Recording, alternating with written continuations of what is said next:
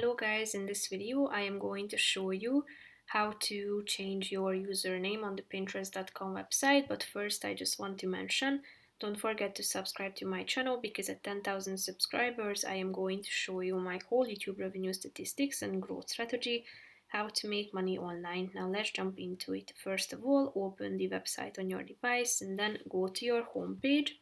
Then click on this profile button in the upper right corner of the screen. Tap on edit profile below your followers.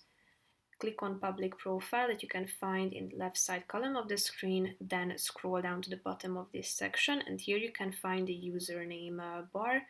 So just simply delete your current username and type in the new one.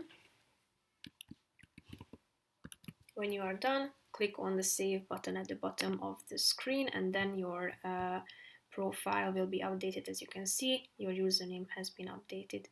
So that's pretty much it for this video, guys. See you in the next one. Bye bye.